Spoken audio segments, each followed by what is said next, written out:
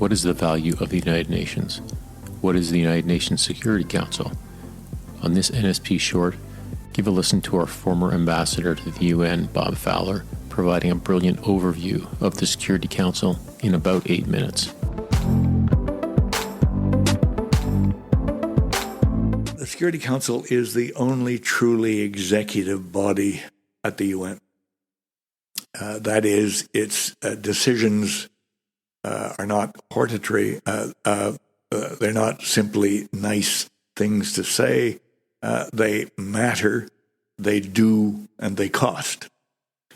So there are, originally when 51 nations signed the UN Charter in 1945, there were 11 members of the Security Council, and the Security Council's mission is, as the name sounds like, to look after threats to international peace and security and to take action accordingly.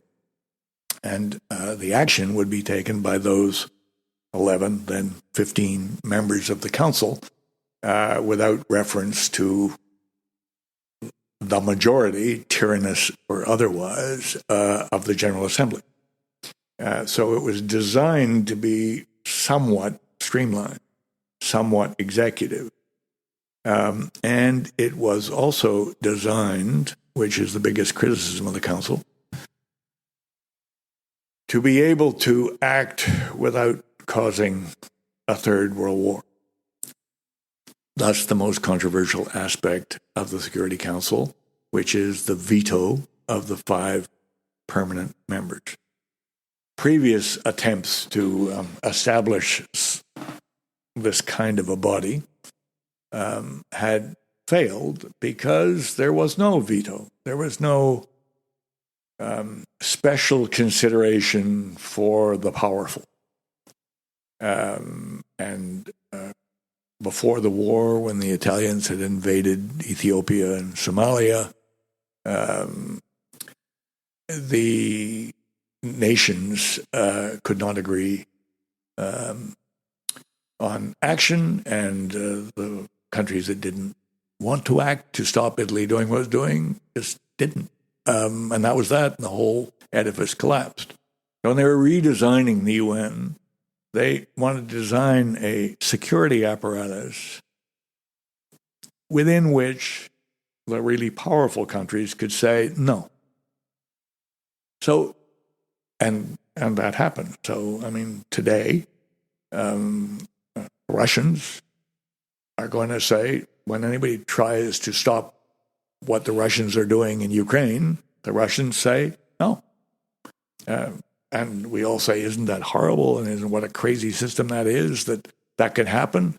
But then we forget that no country has used its veto more than the United States. And the United States regularly says no when they feel their interests are being impaired by a proposed action in the Security Council. Now, whether, who are the 5 members of the 5 permanent members, i.e., which of course I insist on calling the 5 non-elected members of the Security Council. They are, of course, Russia, China, Britain, France, and the United States. So that often tends to be Britain, France, and the United States versus Russia and often China. But those mixes change. Are Britain and France today great powers? I would say, hell no. They would say, we have nuclear weapons. But they are, any one of those can stop any action in the Council with a veto. France and the UK are quite careful to act together. That's not because they always see things the same way, but it's because they realize that their veto justification is pretty weak. And therefore, if they act together, it gives them more authority. Okay. So why do countries want to be in the Council? Well, they're going to pay for whatever the Council decides anyway.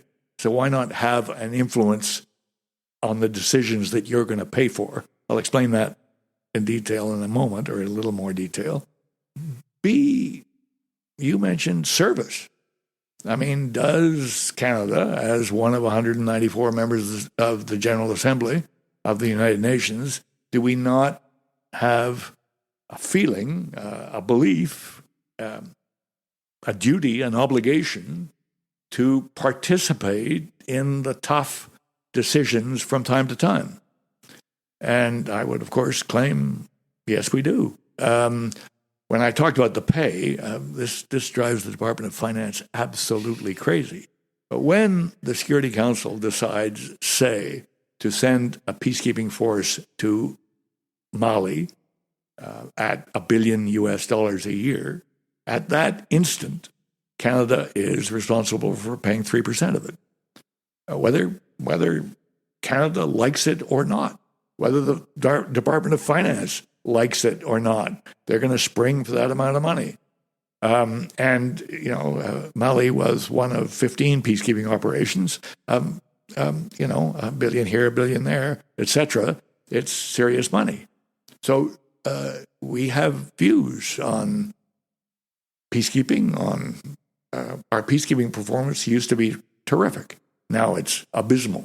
Mm-hmm. I think we're still a little bit above Zimbabwe, but below Mozambique, something like that, in terms of what we actually do out there wearing blue helmets. I appreciate we do other things, but still, in other words, the role of, should Canada play a significant role in managing threats to international peace and security, I would say yes. Now, that means that we have to take controversial decisions that might embarrass the government. It might embarrass the government if we take them. It might embarrass the government if we don't take them. It might embarrass the government if we agree with the United States, and it might embarrass the government if we disagree with the United States.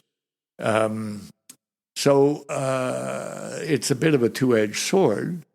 And in general, given the veto, is it true that the Security Council is really only any good at managing less important issues?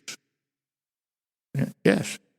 If the issue is less important, then the great powers, the permanent members, the unelected members are not going to bother vetoing it.